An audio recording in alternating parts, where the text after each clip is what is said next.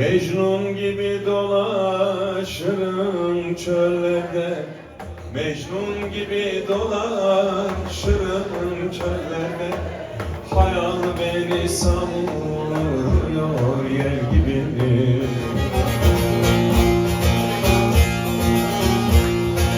Ah çeker ağlarım gurbet ellerde, durmaz akar gözüm yaşım sen gibi. Ah çeker ağlarım gurbet ellerde, durmaz akar gözüm yaşım sen gibi.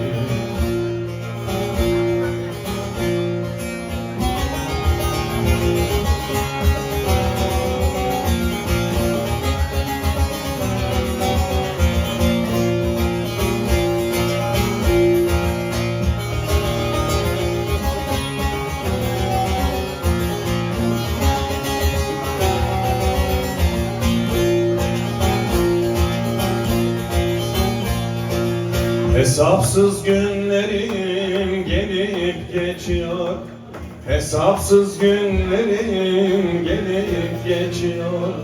Varın sırrın ya ellere açıyor.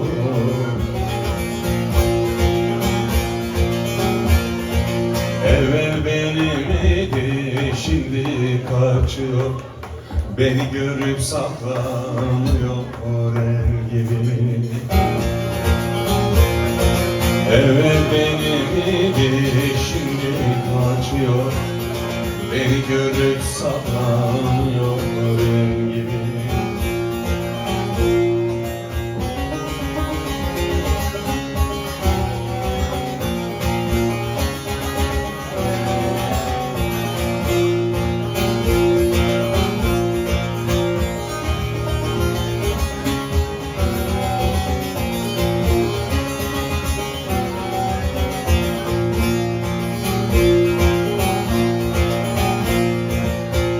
Aşk beni deryalara daldırır, bu aşk beni deryalara daldırır.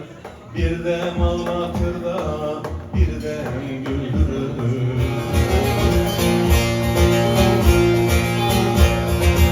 İster azat eder, ister öldürür. Aşık Veysel kapısında kul gibi. İster azat eder, ister öldürür. Aşık Veysel kapısında kul gibi.